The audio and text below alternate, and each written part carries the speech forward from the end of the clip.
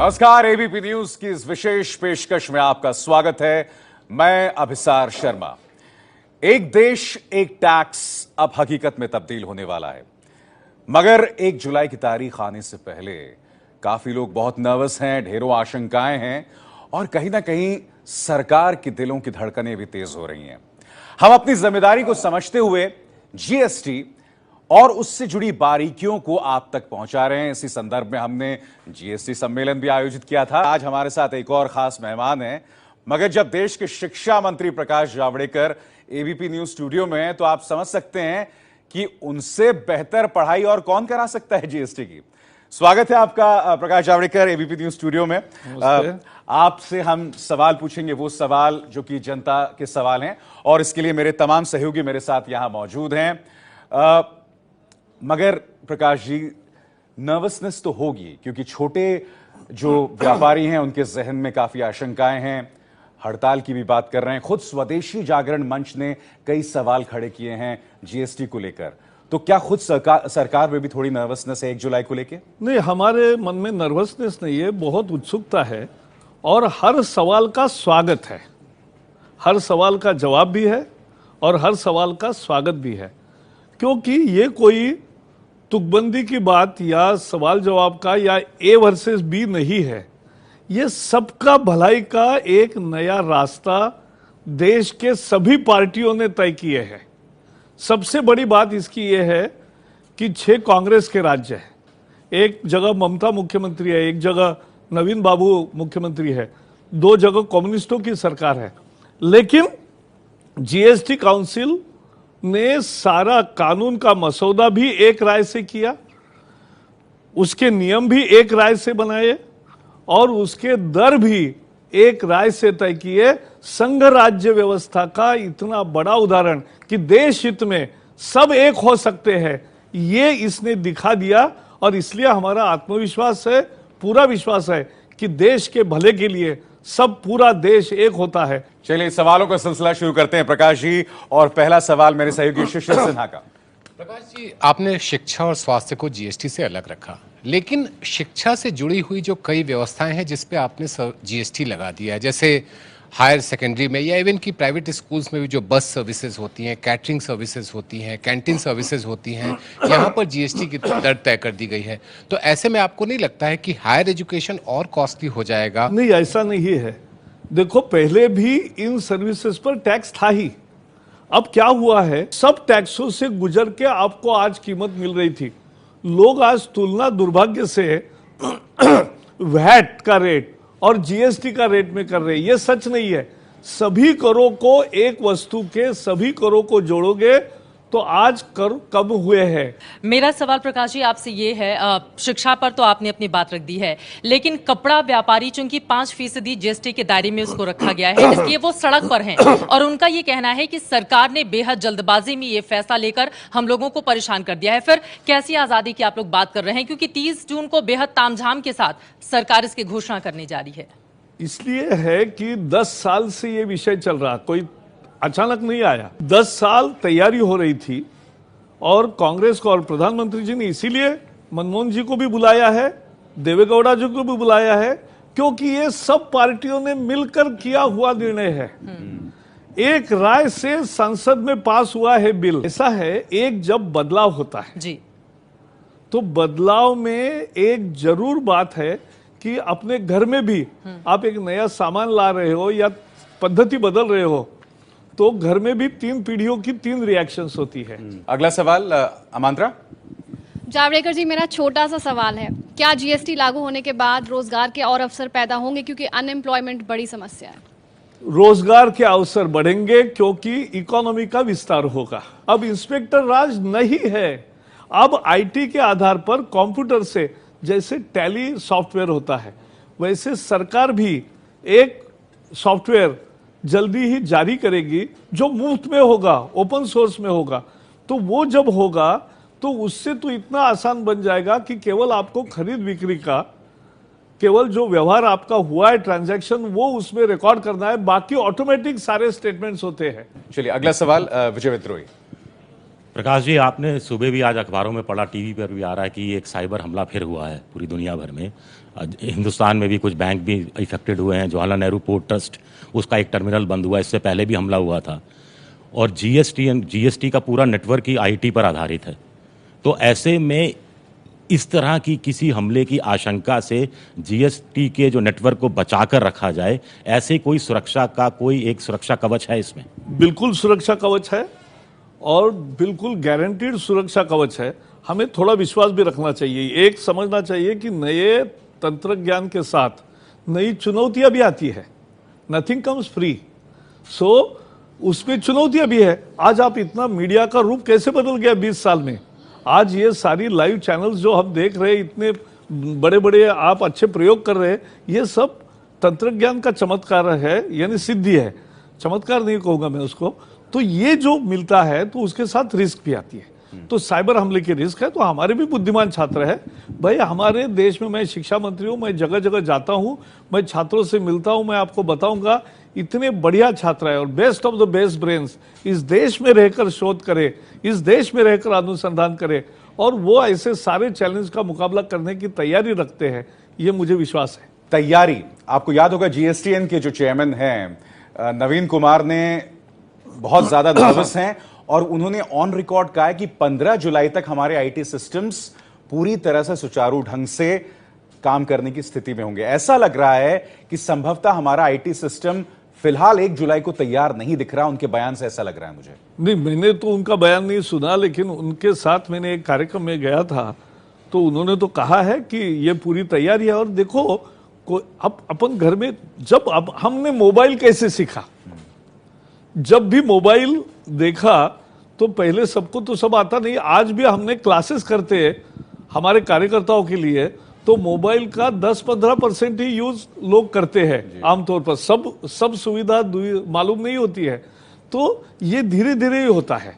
ये अचानक एक दिन में नहीं परिवर्तन होता, लेकिन लोग सीख जाएंगे। क्योंकि इसमें क्या है, मूल सूत्र क्या है कि आप प्रामाणिकता से आपकी व्यवहार को रजिस्टर करो, एंट्री करो और सुख से जियो, शांति से सो जाओ। आप टैक्स पे करते जाओगे, आप शांति से सो जाओगे और आपको कोई तकलीफ नहीं। तो ये मिलने वाला है, इसलिए लोग ये बहुत जल्दी स्वीकार करेंगे। अगला सवाल। प्रकाश जी, आपने भी, सभी लोगों ने इनपुट टैक्स क्रेडिट को बहुत ज़ोर शोर से उछाला है। आपने कहा कि सर्विसेज में इनपुट टैक्स क्रेडिट है, बिल्डिंग बनाते हैं।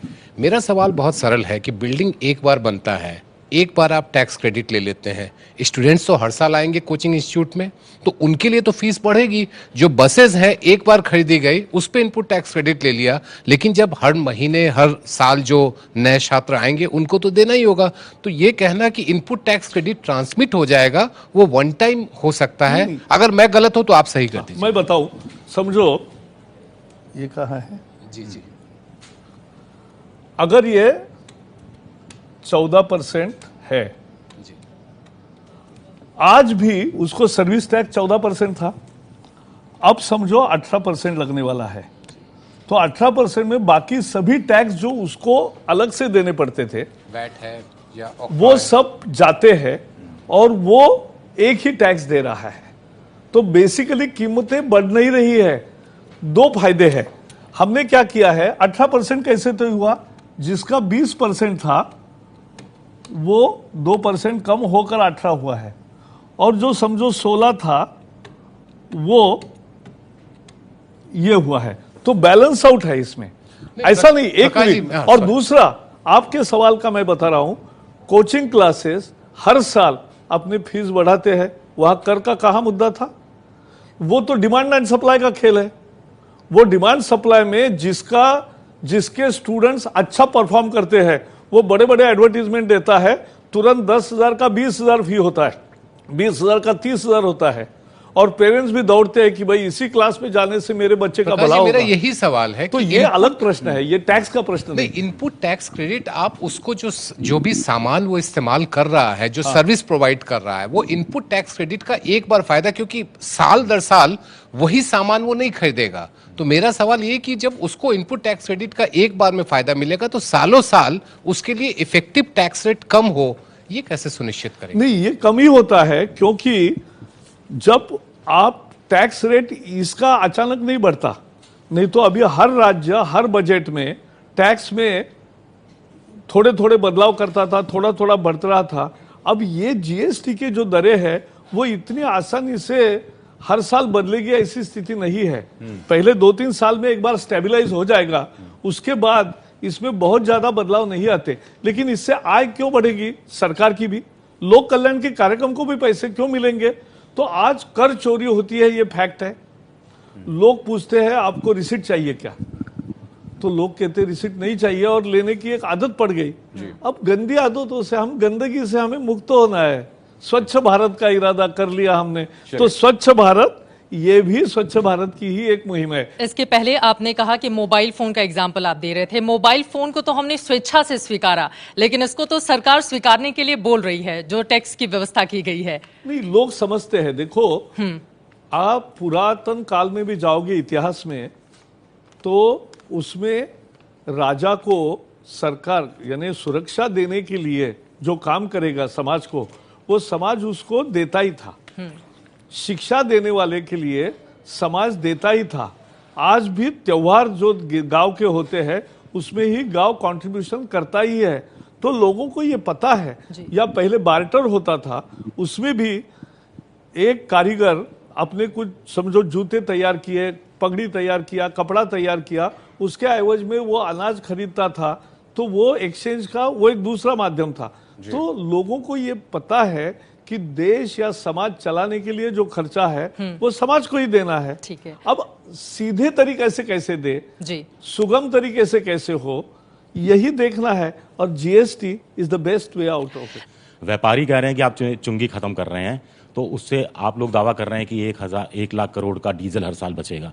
लेकिन व्यापारियों को आशंका है कि उनके जो ट्रक हैं वो जगह जगह रोके जाएंगे, बिल्टी चेक की जाएगी, बिल चेक किए जाएंगे, और उसमें उतना ही तेल आप लोगों का मतलब डीजल ट्रकों का खप जाएगा।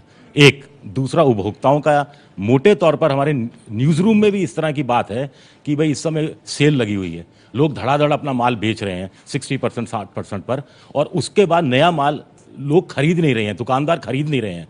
तो ऐसा ना हो कि जीएसटी लागू होने के बाद दुकानों में जरूरी सामानों की किल्लत पैदा हो जाए, ये एक बड़ी आशंका है। दोनों आशंकाएं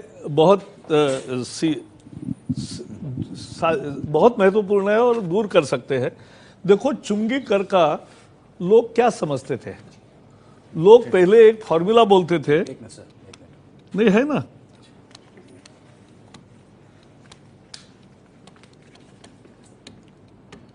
ये ऐसा था, लोग कहते थे चुंगी कर में 1/3 is collection, 1/3 is evasion, 1/3 is corruption. ये होता था। जैसे जैसे विज्ञान प्रगत हुआ, तंत्र ज्ञान प्रगत हुआ, इसमें ऑटोमेटिक इवेजन में और करप्शन में थोड़ी कमी आई। लेकिन अब ये पूरा खत्म ही कर रहे। जिन राज्यों ने खत्म किया उनको अच्छा लाभ मिला है, उसके एवज में उन्होंने दूसरा टैक्स लगाया। महाराष्ट्र में हम थे, महाराष्ट्र में हमने करके दिखाया, तो इसका फायदा ही हुआ। और शुरू में व्यापारी पहले कह रहे थे इसके खिलाफ में, लेकिन बस सबको एडजस्ट हो गया। तो ये होता है, मुझे पूरा विश्वास है। दूसरा जो आपका है कि किल्लत होगी सामान की, बिल्कुल नहीं होगी। अरे भाई, जो उत्पादन करेगा उसको बेचना भी तो है, क्या करेगा घर में रख के?